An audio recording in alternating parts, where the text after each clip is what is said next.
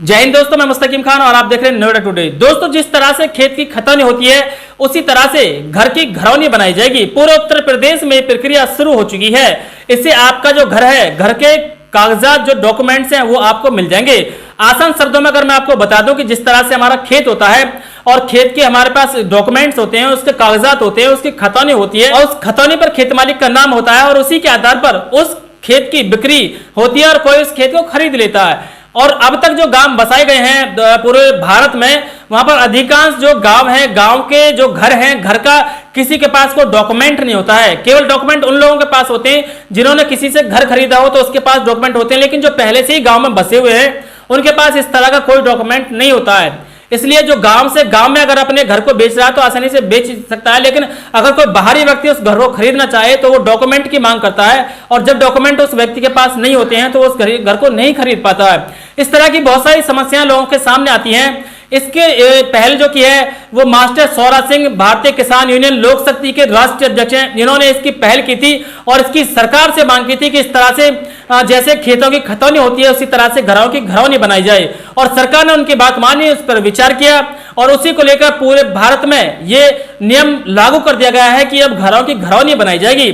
मतलब जिसका जितना घर है, घर का जो एरिया है, उसकी नाप तोल होकर सरकार के पास उसका डाटा पहुंचेगा और उसी के आधार पर जो मकान मालिक है उनको उसके डॉक्यूमेंट दिए जाएंगे, उसका मालिकाना हक दिया जाएगा। तो मास्टर सौरा सिंह इसके बारे में पूरी डिटेल आपको देने वाले हैं। अगला जो वीडियो है मास्टर सौरा सिंह का है और मास्टर सौरा सिंह इसके बारे में क्या जानकारी दे रहे हैं, आइए चलते हैं उनसे इस बात की जो पूरी जानकारी है वो लेते हैं। खेतों की खतौनी की तर्ज पर घरों की घरौनी। गांव में घरों का कोई मालिकाना हक नहीं होता था, ना सरकारी अभिलेखों में गांव में जो घर थे वो दर्ज हुआ करते थे। आज जैसे खतौनी मिलती है खेतों की, उसी प्रकार घरों की घरौनी पूरे उत्तर प्रदेश में हर तहसील में मिलनी शुरू हो गई।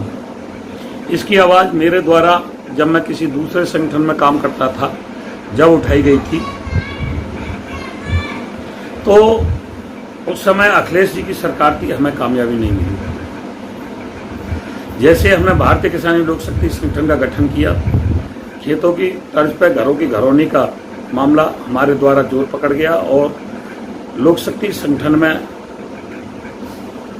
भाजपा सरकार के द्वारा, माननीय प्रधानमंत्री मोदी जी के द्वारा और माननीय मुख्यमंत्री आदित्यनाथ योगी जी के द्वारा घरों की घरौनी बनाने का स्वामित्व योजना का प्रस्ताव पास हुआ। मैं माननीय प्रधानमंत्री महोदय जी को और मुख्यमंत्री महोदय जी को धन्यवाद प्रस्ताव पास करता हूँ। आज किसानों को अपने गांव में घरों का सरकारी अभिलेख मिलना शुरू हो गया है, जिससे हम घरों पे लोन भी ले सकते हैं। अगर किराए पे देते हैं तो किराए भी उठा सकते हैं। पहले अगर हमारा मालिकाना हक नहीं था, सरकारी अभिलेखों में हम दर्ज नहीं थे घर हमारे मकान, तो हम किराए पे देने में डरते थे और गाँव में इस प्रकार के अनेक झगड़े भी हुआ करते थे। आज सारा गाँव का घर का नक्शा बन करके उसका मालिकाना हक, कितने बच्चे हैं, कौन मुखिया है, इस प्रकार से पूरे गाँव में हर घर की घरौनी आज हम तहसील से प्राप्त कर सकते हैं। सरकारी अभिलेखों में हमारा नाम दर्ज है घरों का। यह योजना पूरे हिंदुस्तान में माननीय प्रधानमंत्री जी के द्वारा लागू की गई है, जिसके लिए भारतीय किसान लोक शक्ति धन्यवाद प्रस्ताव पास करती है और माननीय प्रधानमंत्री महोदय जी का, आदित्यनाथ योगी जी का धन्यवाद करते हैं कि उन्होंने भारतीय किसान लोक शक्ति की इस मांग को स्वीकार करके पूरे देश के ग्रामवासियों को गाँव में घरों का मालिकाना हक देना शुरू किया। धन्यवाद। जय हिंद, जय भारत।